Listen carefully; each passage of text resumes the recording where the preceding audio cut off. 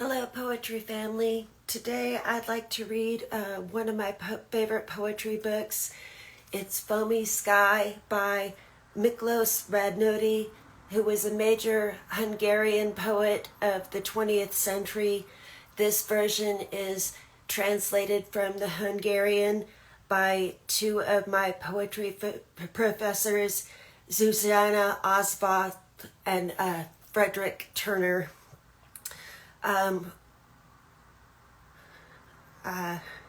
Miklos Radnoti was one of Hungarian's leading poetic voices of the 20th century. He wrote some of the country's most cherished love poems and political verse, even as he anticipated death under the Nazis. This English-only edition presents many of the poems that appear in a selection dating back to 1929. A good portion of the poems were written during World War II, when Radnoti, of Jewish descent, was forced into slave labor squad and sent to work building roads in the Balkans.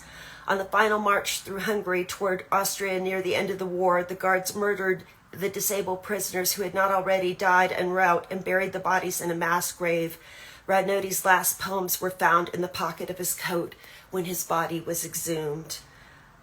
So some of these poems were actually found in his pocket, in his grave.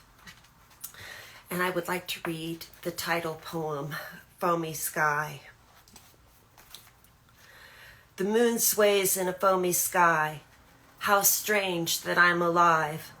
A bland, efficient death searches this age, and they turn white on whom it lays its hand. Sometimes the year looks round and shrieks, looks round and faints away. What kind of autumn lies in wait? What winter dulled with agony to gray? The forest bled, and every hour in that revolving time bled too. The wind with scrawling numbers huge and darkening in the unsettled snow. I have seen certain things, such things that now the air feels dense as earth. A rustling tepid silence holds me fast, as in that time before my birth. I come to a standstill by this trunk.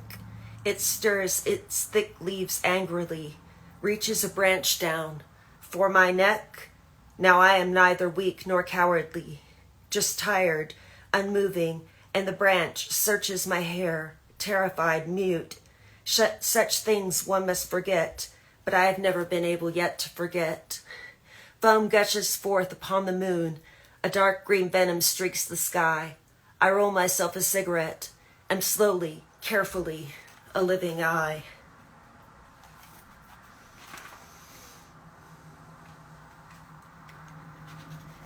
This next one is called Floral Song.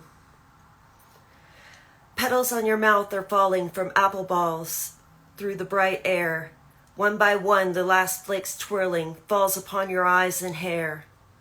All day upon your mouth I'm gazing, while branches sink above your eyes. On that soft glow the light is grazing, which, when it's kissed, awakes and dies, and vanishes. You close your eyes. Shadow plays upon your lashes, transient petal where it lies, and baseless darkness falls like ashes. Falls, but do not be afraid. The night's a silver serenade. The tree of heaven is unfurled. The moon stares on a crippled world.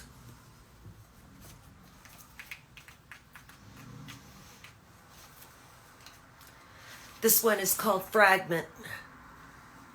In such an age I dwelt on earth, when men had fallen so beneath their nature that they unbidden for lust would kill, and foaming stagger in the tangles of confusion, possessed by tainted creed, bewildered by delusion. In such an age I dwelt on earth, when spies were honored, and the murderer, the traitor, and the thief were held as heroes.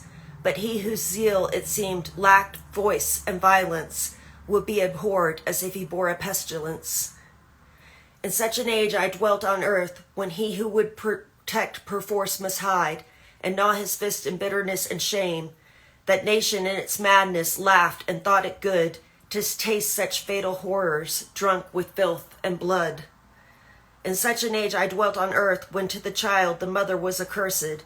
The woman who miscarried would rejoice, The live man envied the entombed and wormy dead, while on his table poison thickened, foamed, and spread.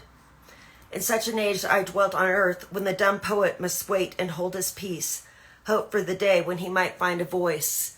For none could here pronounce the dark demanded verse, but that Isaiah, master of the fitting curse.